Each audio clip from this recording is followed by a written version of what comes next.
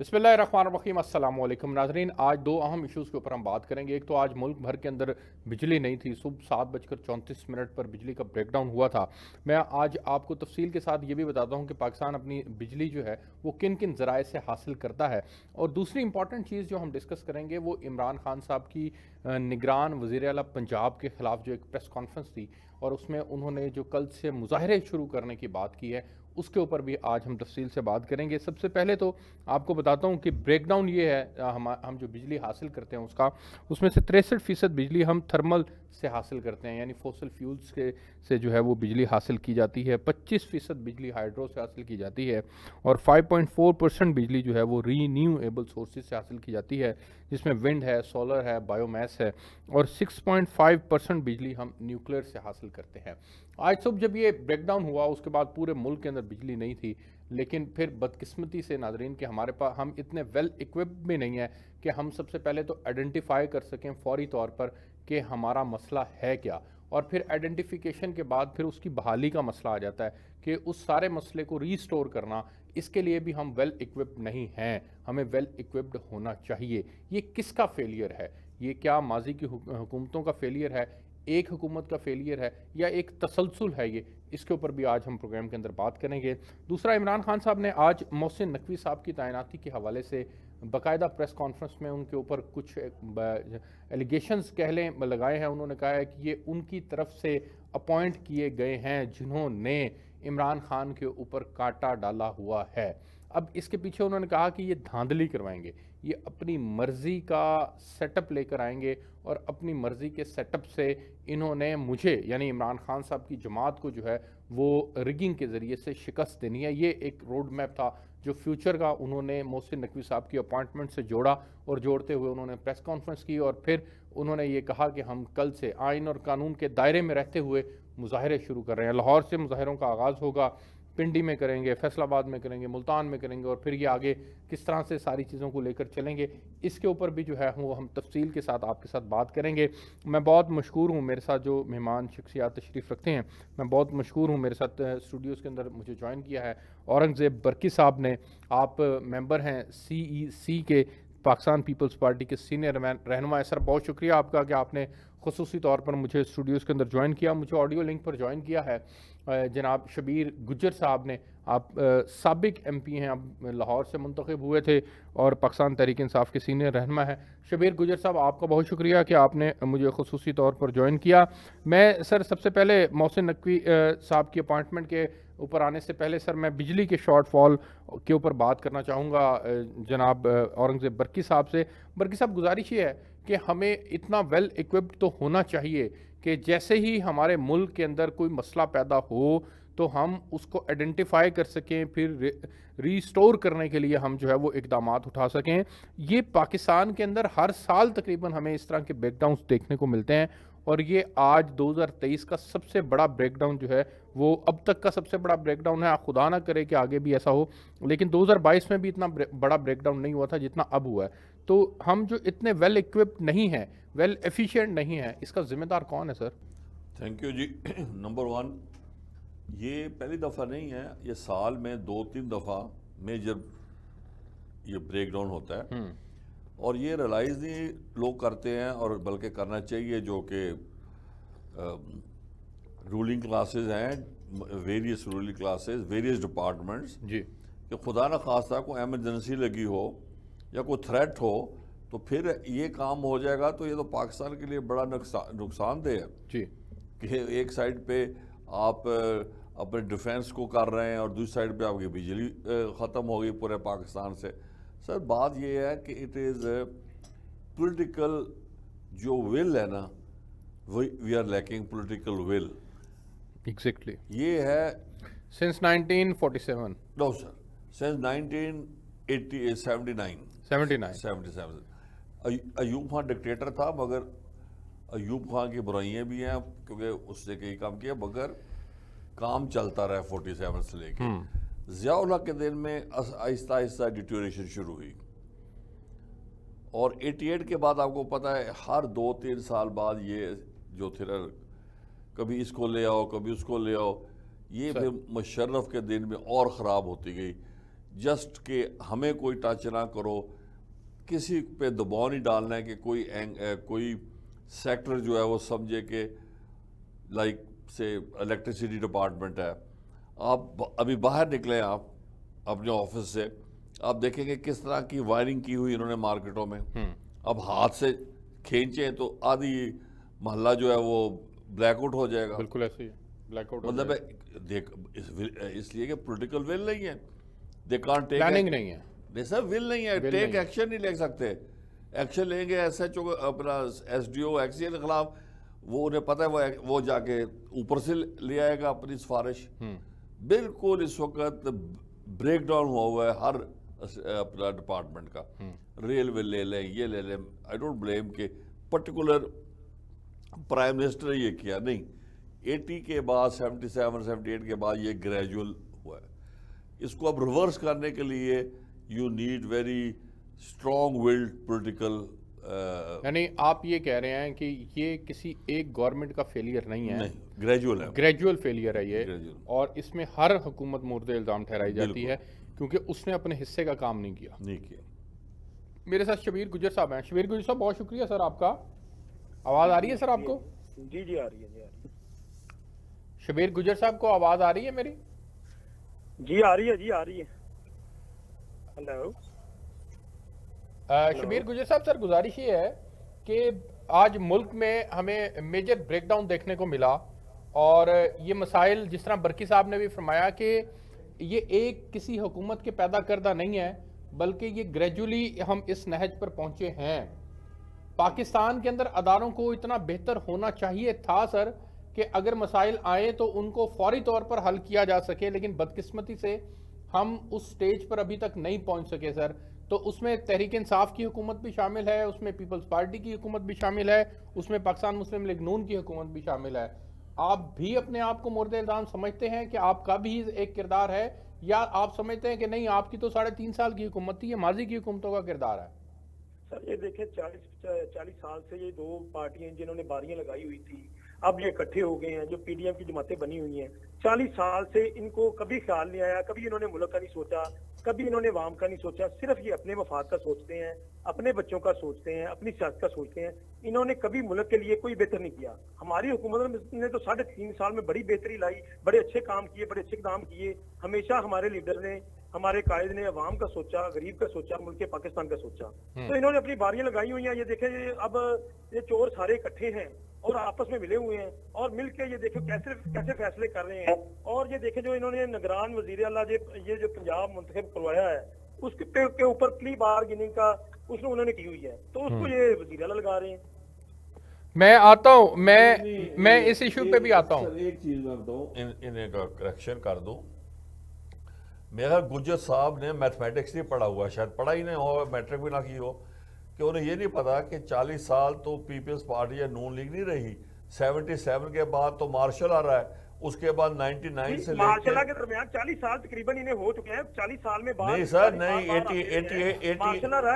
80 बात सुने, और ये बात सुने, मेरी बात सुने, 88 से 99, 88 से 99, मेरी आप बात सर, मैं टाइमलाइन बताता हूँ। 11 साल वो है, बताता और उसके बाद 2007 में 2008 में पीपल्स पार्टी आई है। 11 और 9 40 साल से इक़्तिदार में है कि नहीं है? कौन है 40 साल में? कौन सी पार्टी 40 साल की? हमारी तो पहली हुकूमत थी ना। इनकी कितनी हुकूमतें हुई? तो पहले किसकी थी? पहले मार्शल लॉ की थी, जिसकी आप पैदावार हैं। आप पैदावार ही उनके हैं।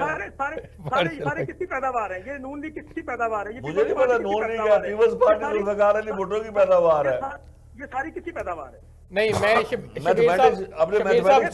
बरकी साहब, आप एक्चुअली जो टाइमलाइन बताना चाह रहे हैं, मैं टाइम में बता रही हूँ, टाइमलाइन मैं बताता हूँ सर।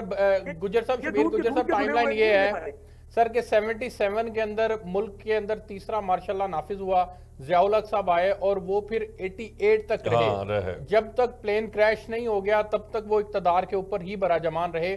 88 के बाद सर फिर 2 साल के लिए तकरीबन बेनजीर साहिबा आई, फिर 90 के अंदर नवाज शरीफ साहब आए, 92 के अंदर फिर 93 के अंदर फिर इलेक्शन हुआ, उसमें बेनजीर साहिबा आई, और फिर 97 के अंदर जो है वो एक बार फिर नवाज शरीफ साहिबा आए और उनकी हुकूमत को, बेनजीर साहिबा की हुकूमत को फिर फारूक लगारी साहब ने खत्म कर दिया। और उसके बाद 97 से 99 तक फिर जनाब नवाज शरीफ साहब थे। तो ये आप कह सकते हैं कि बारियां हैं, 2 टने और उनको मिले 2, इनको मिले 8 साल में 10 साल में। लेकिन 88 से 97 तक, उसके बाद सर फिर 1999 के अंदर, 2013 वाला 99 के अंदर सर फिर मुशर्रफ साहब आ गए और फिर वो 2007 तक मुशर्रफ साहब ही, 2008 तक मुशर्रफ साहब ही रहे सर। 2008 से 2013 तक पीपल्स पार्टी रही। तो 40 साल तो नहीं बनते, 40 साल कैसे बन गए? मैं 40 साल से शुरू हुए ना, 40 साल इनको सर एक्चुअली वो सिंबॉलिकली कह रहे हैं कि 40 साल से ये मसाइल जो है वो मुल्क मसाइल का जन्म ले रहा है। जाते रहे हैं, लेकिन इन्होंने वहां पर कभी नहीं सोचा। अभी देखें, अभी जो इन्होंने शब खून मारा, ये जो सारे निजाम को डीरेल किया, अभी देखिए इन्होंने क्या कर लिया। ये 8 माह में ये कहते थे डॉलर इतना आगे चला गया, ऊपर चला गया, अब सागदार को लेके आए, पहले मुफ्ता इस्माइल को लेकर आए। तो अब बताए ना डॉलर, अब ये जो IMF के पास जा रहे हैं, IMF ने इनको अब क्या कहा है इनको। जी शबीर गुजर साहब, आप बिल्कुल दुरुस्त फरमा रहे हैं कि अभी तक की जो जिम्मेदारी है वो इन्हीं के कंधों के ऊपर आती है। मैं बरकी साहब आपके पास जाना चाहूँगा। सर गुजारिश ये है कि इस वक्त जो हालात है सर, उसमें एक खदशा ये भी जाहिर किया जा रहा है, इवन इस बिजली को ही लेकर के, गो के ये गुड्डू पावर प्लांट के करीब जो है वो कहीं पर मसाइल ने जन्म लिया जिसकी वजह से पूरे मुल्क का ब्रेकडाउन हुआ। लेकिन एक क्यासरा ये भी है कि जनाब चूंकि हम 63% जो है वो थर्मल से, फॉसिल फ्यूल से हम हासिल करते हैं बिजली, तो हमारे पास पैसे ही नहीं है, हमने बाहर जो है वो पेमेंट्स नहीं की हुई, हमारे पास तेल नहीं आया जिसकी वजह से हम बिजली नहीं बना सके। तो ये मसाइल हैं सर, इन मसाइल से निकालना तो अब हुकूमत वक्त की जिम्मेदारी है, चाहे वो 1 दिन की हुकूमत है, चाहे वो 10 दिन की हुकूमत है। अल्टीमेटली रिस्पॉन्सिबिलिटी तो फिक्स आपके ऊपर ही होगी ना सर।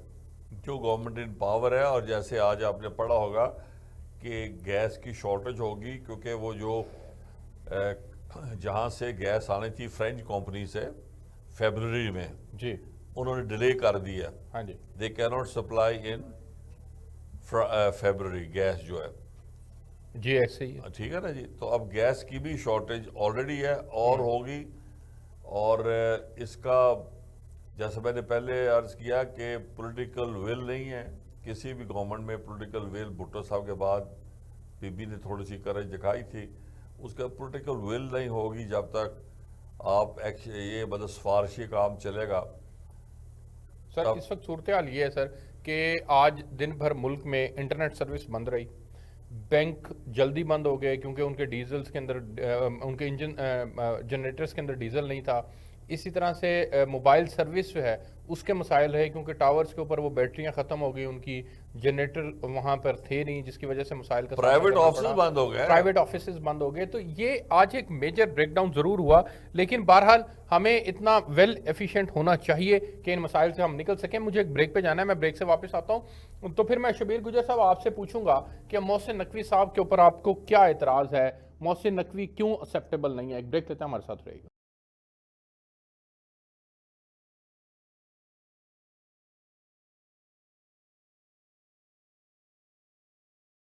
जी वेलकम बैक नाजरीन। शबीर गुजर साहब, सर मोहसिन नकवी साहब निगरान वज़ीर आला पंजाब तैनात हुए हैं एक आइनी प्रोसेस के तहत।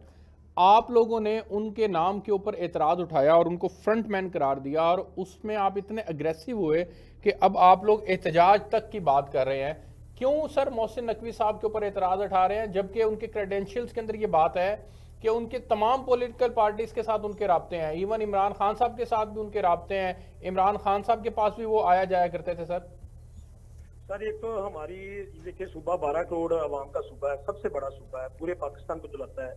हमारी सारी हमारी पार्टियां, जो जमहूरी पार्टी हैं, इन सब की नाहली है कि हम एक ऐसे बंदे पे 12 करोड़ में से आवाम में से हमें एक ऐसा बंदा नहीं मिला जो ईमानदार हो, जो काबिल हो, जो पंजाब को आगे लेकर चले। और ये मोहसिन नकवी ही सिर्फ हमें मिला है जिसने एक प्ली बार्गेनिंग की हुई है। ये देखें, आप इसका रिकॉर्ड देखें, इसकी CV देखें कि क्या इसका कैलिबर है। तो मैं कहता हूं हमें सारी पार्टियों को देखे, KPK में कितने अच्छे तरीके से, जमहूरी तरीके से उधर वजीर आला नामजद हुआ, तो हमें भी मिल बैठकर एक ऐसा वजीर आला लाना चाहिए जो पूरे पंजाब में क्या कितने ईमानदार अफसर है। सर दरअसल आपके एतराज को गैर जरूरी एतराज ठहराया जा रहा है। जरदारी साहब कहते हैं कि अगर नजम सेठी निगरान वज़ीर आला हो सकते हैं, आरिफ निजामी साहब हो सकते हैं, इरशाद हकानी साहब हो सकते हैं, तो मोहसिन नकवी क्यों नहीं।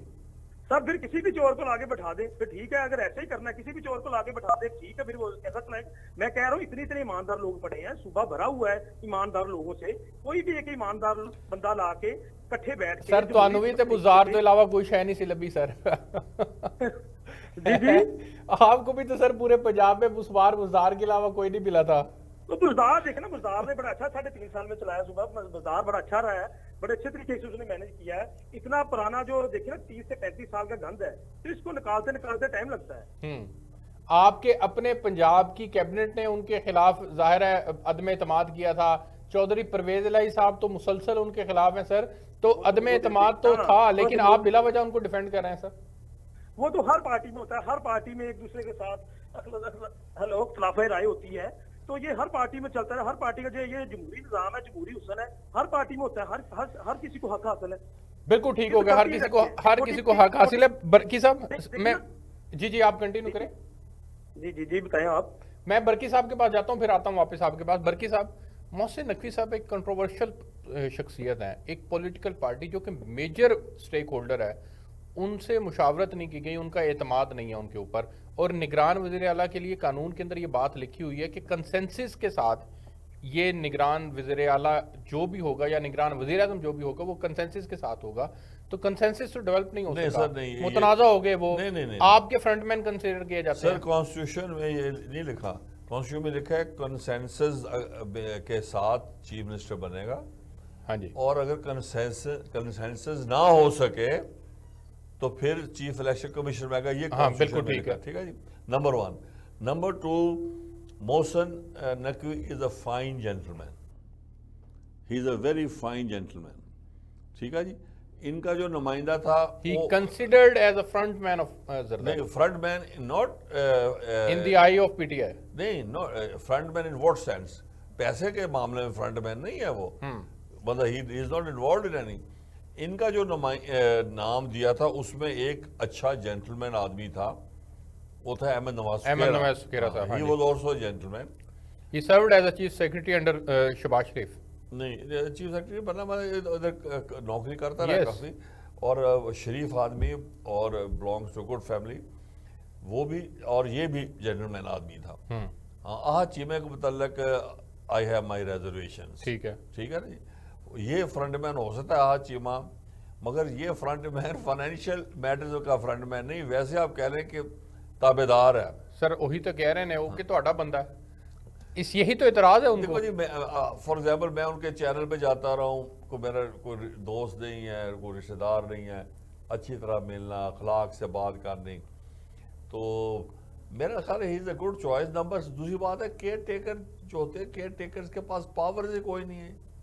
ये मैं पूछूंगा अभी शबीर गुजर साहब से कि वो इनके खिलाफ क्या कुछ कर सकते हैं। देखो सर, वो उनके पास कोई पावर नहीं है।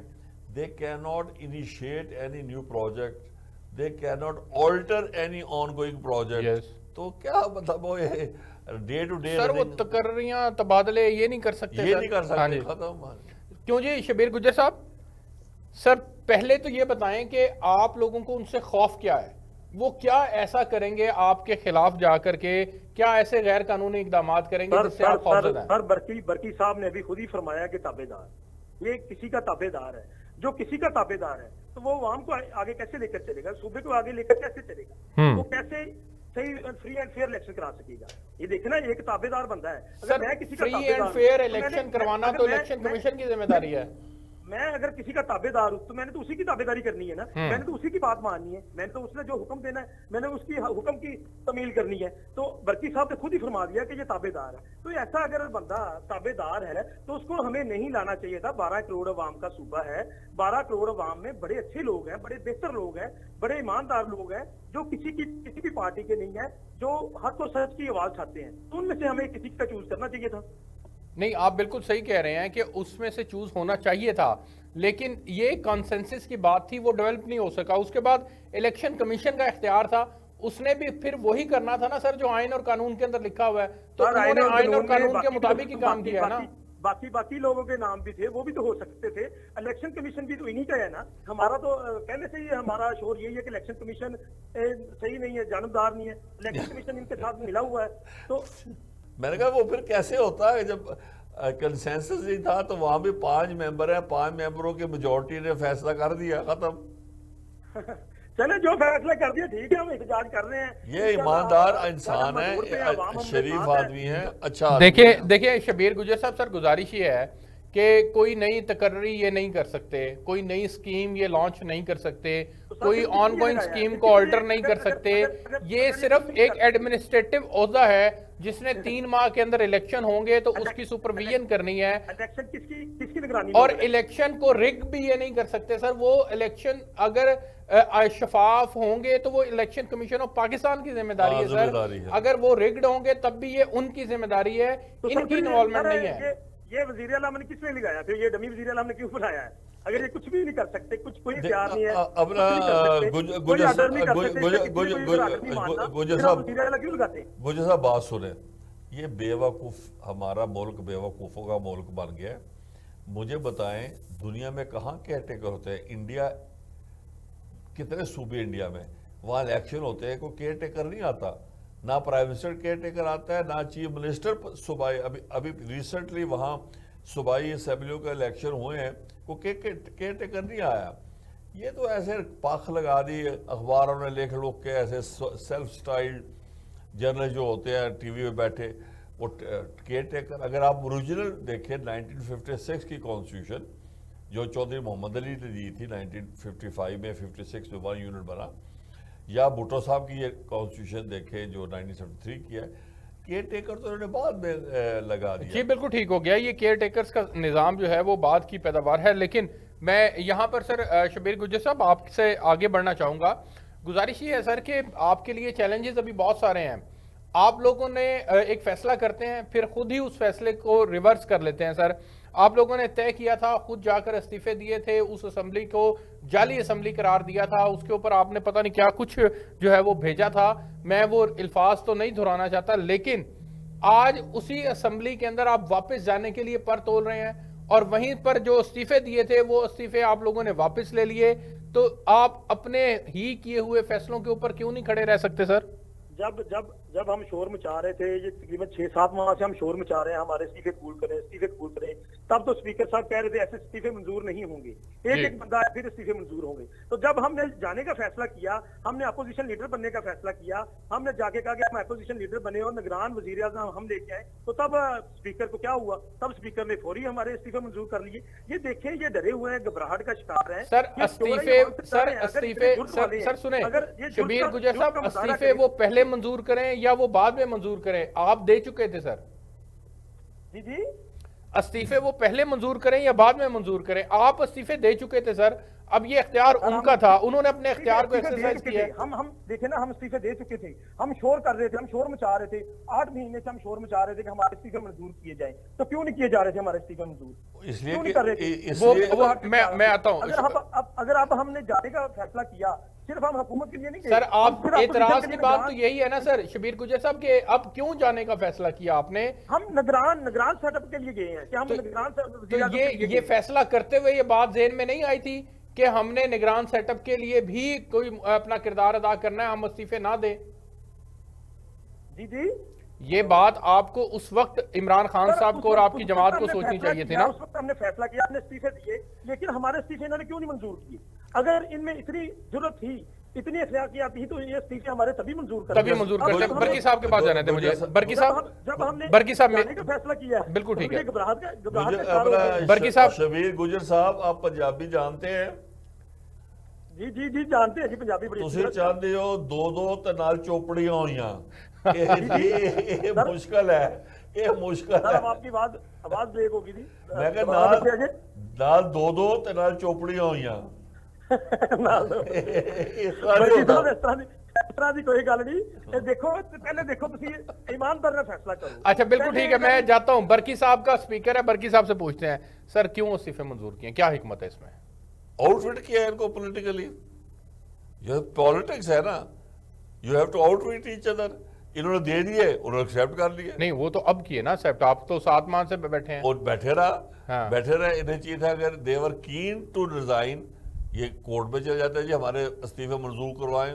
बरकी साहब को अखलाकियात भी होंगे ने बरकी साहब। नहीं अखलाकियत क्या है जी, अपना पहले वफादारी भी होती है बरकी साहब। नहीं सर, आपका इसमें क्या बेनिफिट है? किसका? एक तरफ 2 असेंबलियों के इलेक्शन हो रहे हैं, दूसरी तरफ आप लोगों ने इनके 80 से ज्यादा इस्तीफे 81 इस्तीफे मंजूर कर लिए हैं। अब जब ये 81 नशिस्तों के लिए भी मैदान में होंगे और पंजाब और केपी के लिए भी मैदान में होंगे, तो ये तो इलेक्शन का माहौल आपने खुद बना के दे दिया इनको। बिल्कुल, देखो जी 81 इस्तीफे उनके आ गए हैं। हाँ जी, उन्होंने कहा जी हमने कंटेस्ट ही नहीं करना है, अकेले करते रहे इलेक्शन लड़ के दोबारा, ठीक है, 2 महीने के लिए। हाँ जी ठीक आ है। जाए। इलेक्शन का माहौल तो बना रहे हैं ना सर, वो अवाम में ज्यादा रहेंगे, आपसे ज्यादा रहेंगे वो अवाम में। जब कोई कैंडिडेट ही नहीं होगा तो अकेले अनअपोज होके आ जाएंगे अंदर, फिर ठीक है, फिर 3 महीने नहीं अनअपोज नहीं होंगे सर, और भी बहुत सारे लोग हैं, और भी बहुत सारी जमातें हैं, इंडिपेंडेंट भी खड़े हो सकते हैं। इंडिपेंडेंट खड़े हो जाते हैं लोग। हाँ जी, इंडिपेंडेंट खड़े हो जाते तो सर आपको इसका बेनिफिट क्या है? बेनिफिट है, this is just political manoeuvrability है। बेनिफिट ये था कि अगर वो असेंबली तोड़ दे, अगर देखे ना, एक इनका ये भी है ना, इन्होंने कहा प्रेसिडेंट को हम कहेंगे वोट कॉन्फिडेंस ले। अच्छा, वो वोट ऑफ कॉन्फिडेंस नहीं ले सकता तो असेंबली डिसॉल्व हो गई। ठीक है ना जी, फिर तो इलेक्शन होने वो असेंबली डिसॉल्व हो गई। हाँ। लेकिन सर इसमें फिर उसमें एक नुकता आएगा। देखिए नुकता ये है कि इस वक्त आपकी जरूरत है कंटिन्यूटी। आप ये चाहते हैं कि मुल्क चलता रहे, निज़ाम चलता रहे, वफाकी हुकूमत बरकरार रहे। नीचे अगर 2 जगहों पे इलेक्शन हो भी जाए तो कोई फ़र्क नहीं पड़ता। कंटिन्यूटी आप इसलिए चाहते हैं क्योंकि आपने IMF प्रोग्राम कंप्लीट करना है, आपने मुल्क को डिफ़ॉल्ट से बचाना है, और ये ठीक है, आपकी अच्छी काविश है। लेकिन जब आप इन 80 लोगों को भी भेज रहे हैं कि जाएं, ये नेशनल असम्बली के इस्तीफे हमने मंजूर कर लिए हैं, जाएं अवाम में जाएं और जाकर जो है वो इलेक्शन मुहिम को चलाएं, तो सर उस सूरत के अंदर तो आप खुद सोचें ना, एक इलेक्शन का माहौल डेवलप हो गया, इमरान खान सब गली गली जाकर जलसा करेंगे, लोगों के अंदर बैठेंगे, सर मोमेंटम बिल्ड हो गया, उसके साथ ही आगे फिर नेशनल असेंबली की डिसॉल्व हो जाएगा नेशनल असेंबली, और फिर इलेक्शन, जनरल इलेक्शन की तरफ बात चली जाएगी। 3, 4, 5 महीने। तो सर ये क्या है? खान साहब को ज्यादा सूट नहीं करेगा ये? नहीं। आपका ये डिसीजन गलत साबित नहीं होगा? एक होता है इंसान गेट्स एग्जॉस्टेड। आप एक चीज को बार बार करें, एग्जॉस्टेड होते हैं लोग, भी बोर हो जाते हैं। अच्छा, यानी खान साहब जितना अरसा आवाम में रहेंगे वो एग्जॉस्टेड होंगे। लेकिन सर मेरी इसमें मैं कुछ और समझता हूँ, मेरी सोच मुख्तलिफ है, आप इससे इतफाक कर सकते हैं, इख्तलाफ भी कर सकते हैं। सर मेरी सोच ये है कि जब खान साहब आवाम में रहेंगे, और आपने आज भी नई मॉनेटरी पॉलिसी का ऐलान किया है, 17% आपने शरह सूद कर दिया है, तो पाकिस्तान की हाईएस्ट है ये लास्ट 26 ईयर्स के अंदर, तो इन्फ्लेशन बढ़ेगी। आज ही स्टेट बैंक के जो है वो गवर्नर स्टेट बैंक ने ये बात कही है, तो जब इन्फ्लेशन बढ़ेगी, ये लोग अवाम में होंगे, अवाम का दुख दर्द ये सुन रहे होंगे, आप नहीं सुन रहे होंगे, तो यकीनन इनको और मजीद वोट पड़ेगा। जी, अगर ये गवर्नमेंट में हो, नहीं जहाँ तक इन्फ्लेशन है, वो तो उन्होंने कहा ना, इन्फ्लेशन में तो फायदा इमरान खान को होगा जी, इसमें कोई शक की बात नहीं है, क्योंकि बेसिकली तो इन्फ्लेशन जो है ना वो लोगों को तंग कर रही है। इन्फ्लेशन लोगों को तंग कर रही है। मुझे एक ब्रेक पे जाना है, मैं ब्रेक से वापस आता हूँ, तो फिर मैं शबीर गुजर साहब से जो है वो आगाज करूँगा। एक ब्रेक लेते हैं, हमारे साथ रहिए।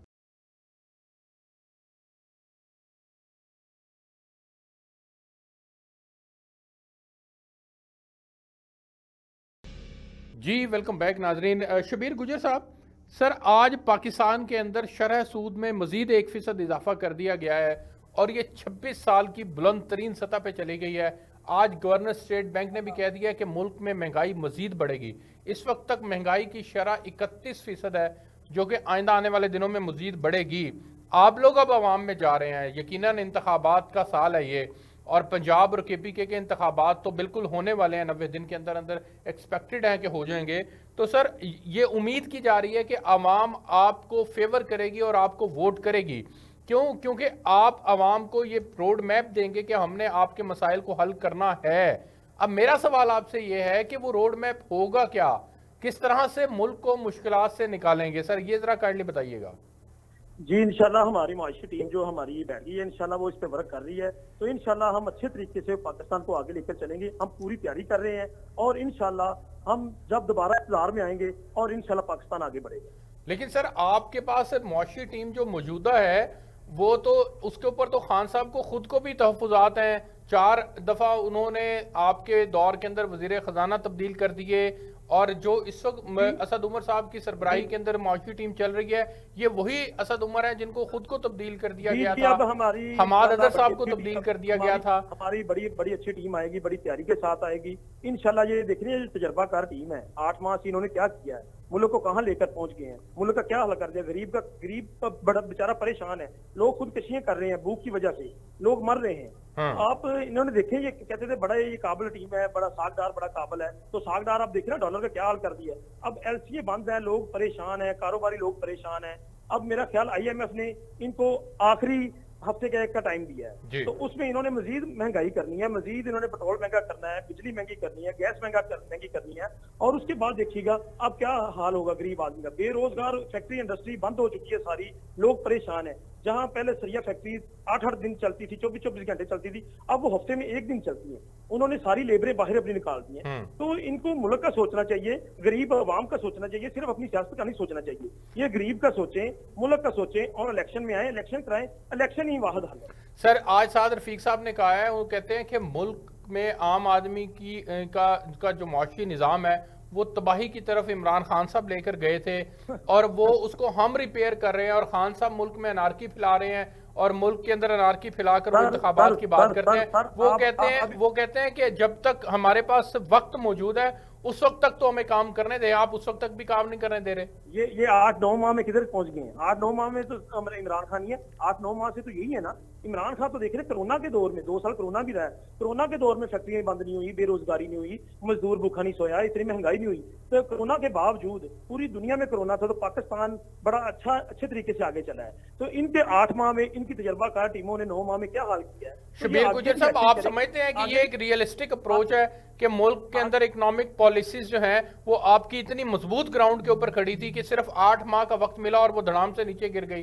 तो बिल्कुल ऐसे ही है। अच्छा, बिल्कुल इन्होंने बेड़ा गर्क कर दिया है। उनकी जो तजर्बाकार टीम है, उन्होंने आके पाकिस्तान के साथ, पाकिस्तान के गरीब अवाम के साथ बहुत बड़ी ज्यादती की है। पाकिस्तान बड़ा अच्छा चल रहा था, बड़ा आगे निकल रहा था। तो इंशाल्लाह आइंदा भी पाकिस्तान आगे चलेगा जब दोबारा इलेक्शन होंगे और हमारी हुकूमत आएगी और पाकिस्तान इंशाल्लाह आगे बढ़ेगा। सर, मुझे एक ब्रेक पे जाना है, मैं ब्रेक से वापस आता हूं तो फिर यहीं से कंटिन्यू करेंगे। एक ब्रेक लेते नाज़रीन, हमारे साथ रहिए।